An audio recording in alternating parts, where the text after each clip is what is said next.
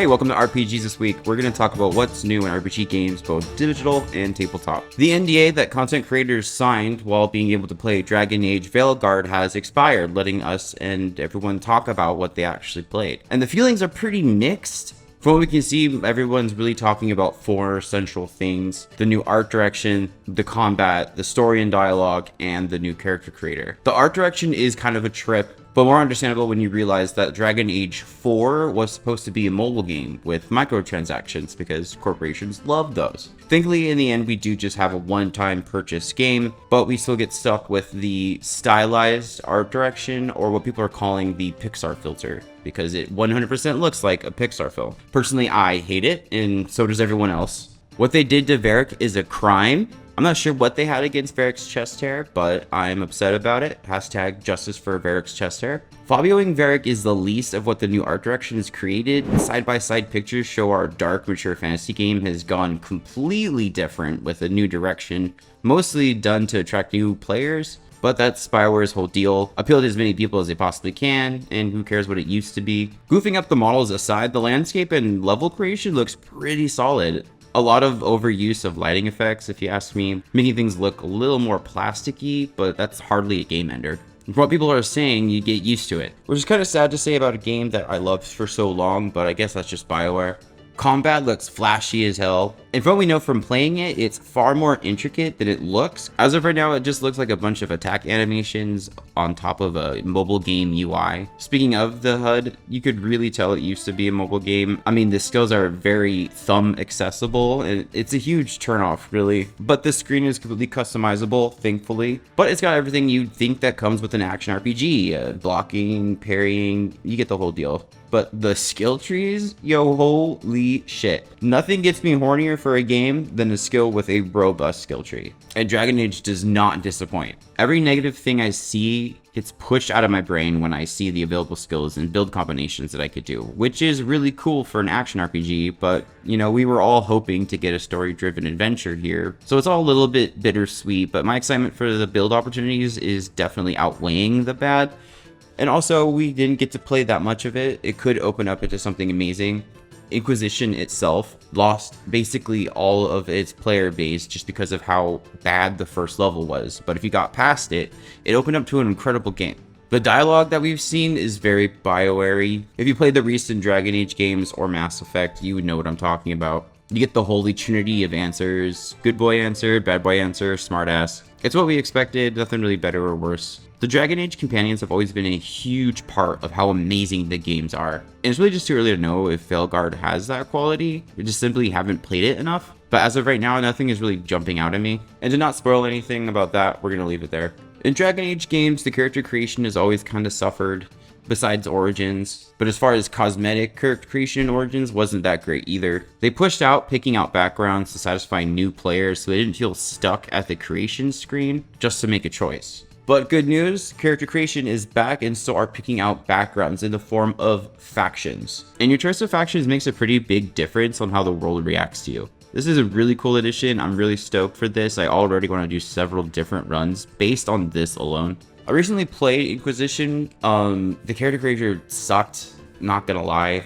Puby beards really was the most irritating thing for me. But as far as cosmetics and ignoring the new stylized art direction, I don't have really any complaints. The character creator is huge. There's tons of options. The facial hair doesn't look like old taco meat, so that's already a plus. There's also a lot of questions on why the character creator lets you both pick your gender and preferred pronoun. As far as what we've seen, your gender choice doesn't have any impact in anything, but I am here to save that mystery. When they were asked about nudity or sex scenes compared to Baldurs Gate 3, they responded with, "It's rated M for a reason. Yes, there will be nudity." Boom, there you go. Dragon Age VeilGuard is getting full pull. Dragon Age VeilGuard gets Roll for Booty's Medal of Bravery, something I just made up. Yay, good for them. Normalized nudity. Critical Role's new tabletop RPG, Daggerheart, is now fully available for pre-order. There's a lot of people talking and saying, hoping that Daggerheart will be the new D&D killer. This is mostly because of the choices Wizards of the Coast have made towards their audience and staff. Daggerheart's pre-orders come in two flavors. There's a box set that contains the book that has over 300 pages in it. And the box also comes with 279 art-filled cards to help you customize your character more. The cards were actually the hardest thing for me to jump on the whole Daggerheart train. It felt like they were just trying to get me to have another reason to purchase more to play the game. It's also just way more different than I'm used to. But surprisingly, the base set comes with all of the cards and a PDF copy and a hard copy of the book. And it's all just $59.99, so it doesn't seem like the cards are an additional charge. I expected the book to come with that price, but to get all the cards with it is a pretty cool additional set. Especially when you really look at the cards. I mean, they work like feats. You don't really need the cards out. It's cool to have, you know, art to stare at while you're playing the game, for sure. But they work almost just like feats in D&D. You could just write them down, but it doesn't give you the whole vibe that they're trying to go for on creating a character and then jumping into another person's mindset and playing a role-playing game. So I see how it helps. And for a lot of money, $150, you can get the limited edition box set. This comes with everything that the other box had, plus additional accessories, enhancements, additional cover for the book, a DM screen, dice, tokens, just a bunch of shit. I'm not sure what accessories or enhancements they're talking about. They're not listed in the actual box. I'm sure I can find a video of someone breaking it all down for me. And it's tripled the price, but Matthew Mercer is a god. He deserves our money. God bless that beautiful man. If you're a fan of the Tales of series like I am, good news. A Czech retailer accidentally listed with artwork a remaster of Tales of Xillia on every platform. This was pulled off their website immediately, but thankfully people took screenshots so we actually know it happened. Bandai Namco did not respond to it, so we don't really know how legit it is. Apparently though, this Czech retailer has done this before in the past, making it more believable. So if Homie wasn't fired then, he is now for sure. Tales of Xillia 2 wasn't brought up at all. Hopefully they're released together in the same bundle. Xillia 1 and 2 are stuck on the PS3 limbo, meaning if you don't have a PS3 or an emulator, you just can't play it.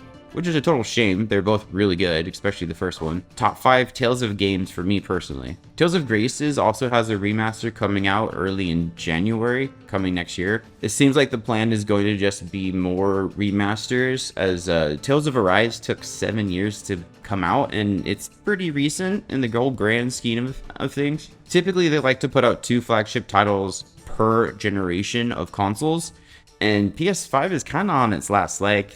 I mean, that's what people say. I don't necessarily agree with it. I think my PS5 is fine. I'm in no need or hurry to get a PS6 or whatever that would be. Speaking of remasters, it's important to say that Bandai Namco came out with their 30th year anniversary project called Project Remaster. Only talking about or showing Tales of Graces currently, but we're really excited to see most, if not all, of the older titles remastered for today's hardware. So putting all that together kind of confirms that the Czech retailer was correct. Tales of Xillia will be coming soon. Greg Tito, the senior manager of brand publicity at Wizard of the Coast, Swiss is just fancy business talk for he's in charge of PR. Anyway, he quit his job at WOTC, and Hasbro has actually put up a listing to find his replacement. If you're looking for a tough gig ready to handle the lovely public opinions on how D&D handles itself as a tabletop game, while Daddy Hasbro strong arms everything into a digital landscape, well, look no farther. The responsibilities include product launches, customer events, fan relations, and as Greg Tito puts it, lining the pockets of assholes.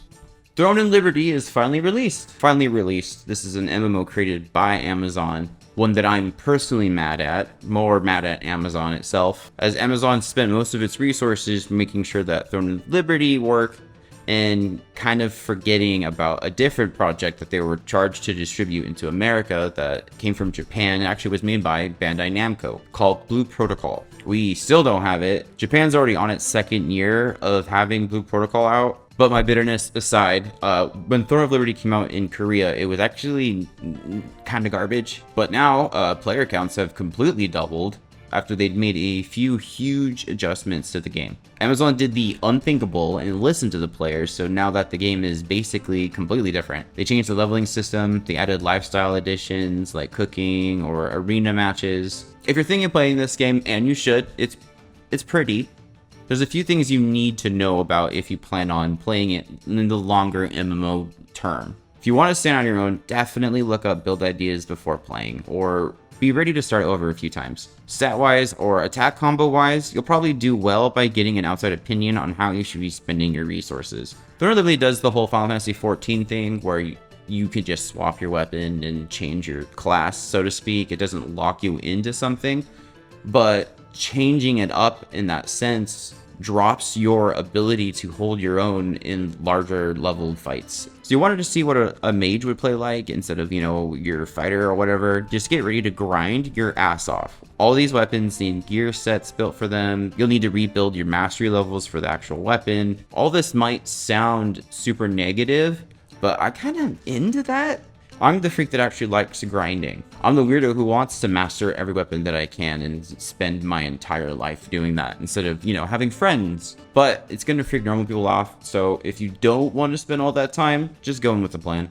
If you like this video at all, please subscribe. I really appreciate it. It is the #1 thing that helps me out personally. I also like to end every video with a referral to you guys so you guys can check out something. Because if you're like me at all, you're sick of everything you watch and you're tired of your favorite music. There's been a musician that I've been kind of obsessed over the last few weeks called Buried Alive, a one-man band. It definitely feels like a revival of older EDM or hardcore, post-hardcore emo music that I used to love, still listen to daily.